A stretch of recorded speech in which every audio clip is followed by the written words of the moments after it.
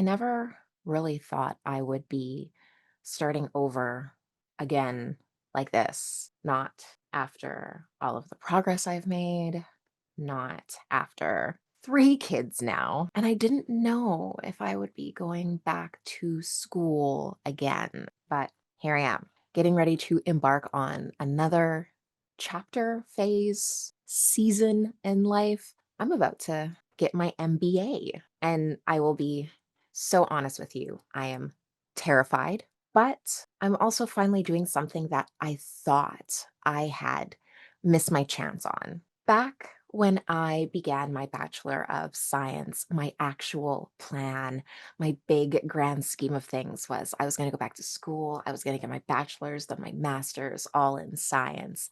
And I was going to go into research. That's where I was going to make my mark. And I just wanted to learn and study and spend my day in labs and books. And I had just romanticized this entire process of learning and discovering and sharing what I had learned with the world. I've always loved being in the lab. I've always loved science class. And before returning to school, before going to get my undergrad, I had thought, what if I just got to do that all of the time? Asking questions, researching answers, making my hypotheses, and writing lab reports. That was my dream. I could have spent my entire life in the lab.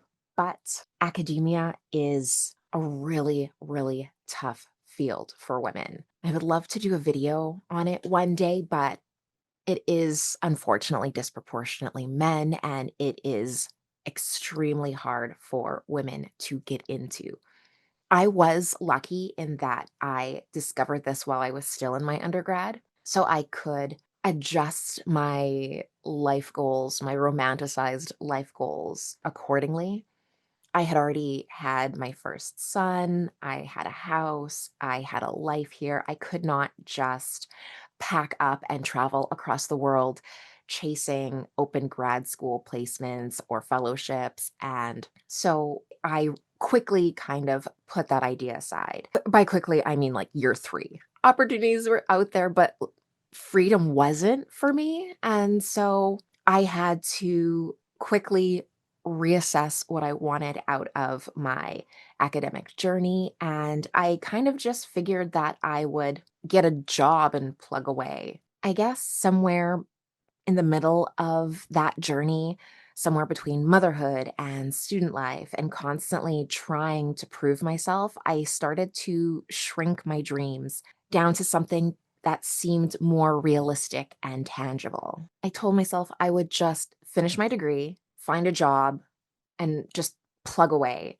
I'd get a good job, hopefully, and I would have a happy life, have a happy family, and that was just it, I guess the regular American well, Canadian in my case, the regular Canadian dream. I have always struggled with imposter syndrome. I know if you are looking back at some of my videos, you might not realize it, but I've spoken about this before. There's always that voice in my head, in the back of my head, telling me that I don't belong in these rooms. I don't belong in these programs. I don't deserve to accomplish what I do. And so I guess in my own way, I didn't want to rock the boat. I just wanted to find a way to fit into the life that I had been dealt. I don't exactly know why. Well, I probably do. That's probably a conversation for my therapist, why I always felt like I wasn't smart enough or focused enough. I didn't do enough. I wasn't put together enough because I am kind of a hot mess sometimes. And for a long time, even now, still, I sometimes believe that voice.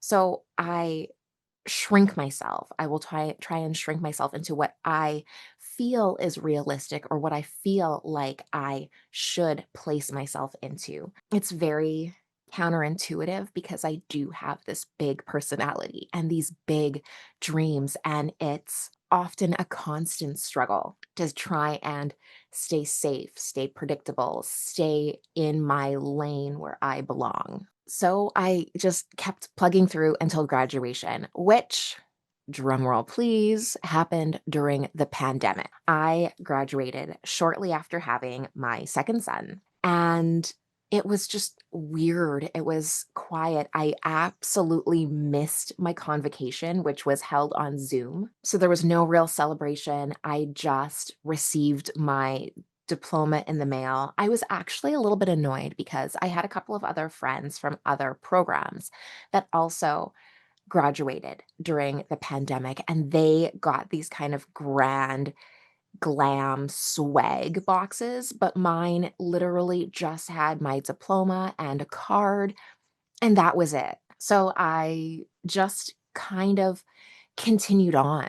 During the pandemic, graduation wasn't the only thing that happened to me. With the world slowing down so much, it did give me a lot of time and space to think and kind of rediscover things about myself. I started asking real questions about myself and about my life and researching more and learning more. And I, like so many other people, realized that I was a little bit neurospicy. I'm sure you can tell by the rocking, I'm doing my best to stay still. Things that were hard for me that I struggled with weren't just about laziness or inconsistency or lack of discipline. Some of it really was about wiring. And so relearning some skills had to happen. And suddenly, a lot of things from my past made so much sense. Hindsight is 2020, and now that everybody is online and sharing their experiences and discussing these things and not only discussing them, but making them less stigmatized. This realization did crack something open for me.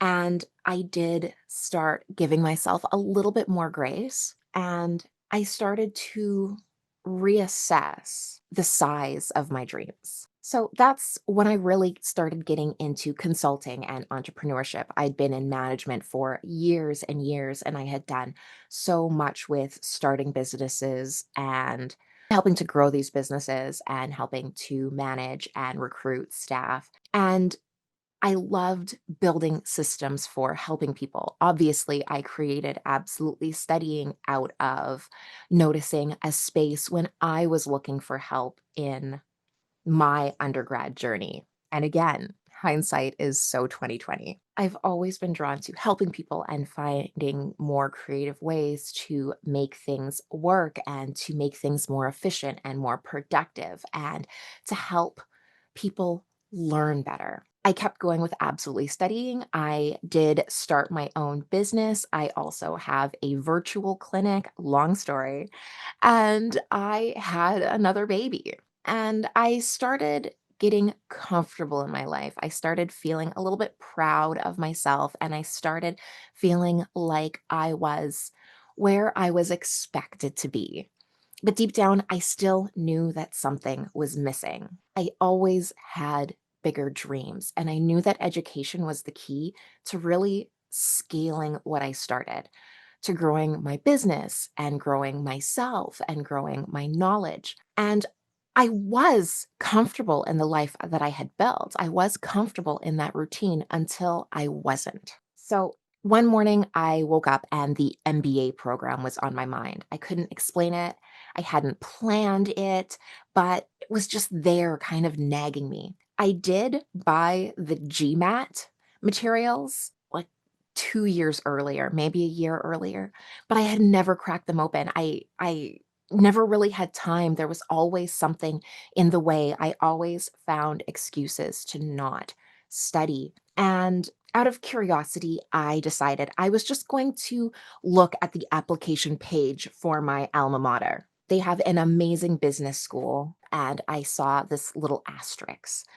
It said that the GMAT could be waived under certain circumstances. And that was all I needed. I thought, YOLO, we are going to apply right now. I knew I had to do it before my chutzpah. What's the word I'm looking for? Audacity. I knew I had to do it before my audacity ran out. And so I got a list and wrote down everything I needed to do.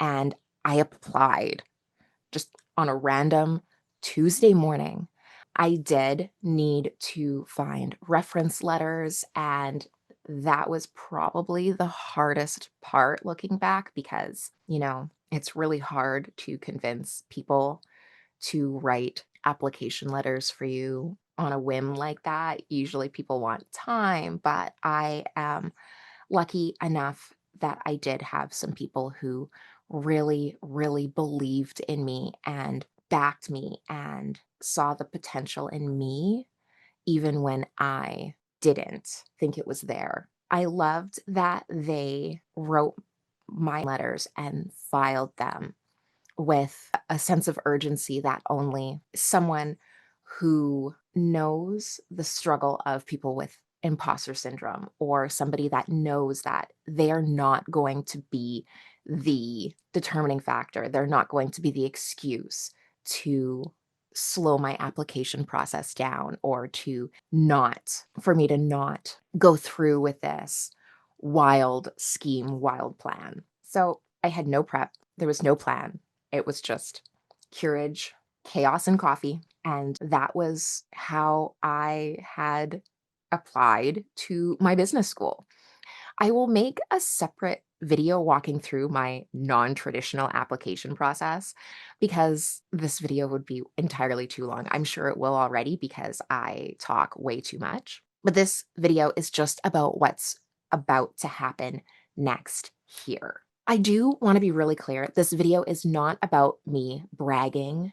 It's definitely not about me telling you to just throw together a last minute grad school application and hope for the best. That's not the intention. This video is about how I almost let imposter syndrome steal this opportunity from me again. How I almost talked myself out of trying one more time.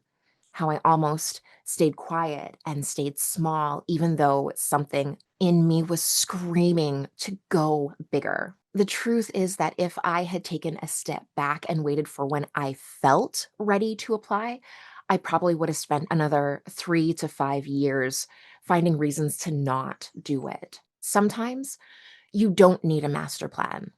Sometimes you just need a little momentum and the guts or the audacity to follow it, to follow your dreams, and to just put one foot in front of the other. So that brings us to now, where I wish I could say that everything is figured out, but it's not. My youngest is still waiting for a daycare spot. Hopefully this summer, fingers crossed, if you believe in a higher power, send a little prayer up for me that I will get this spot. I'm also running several businesses.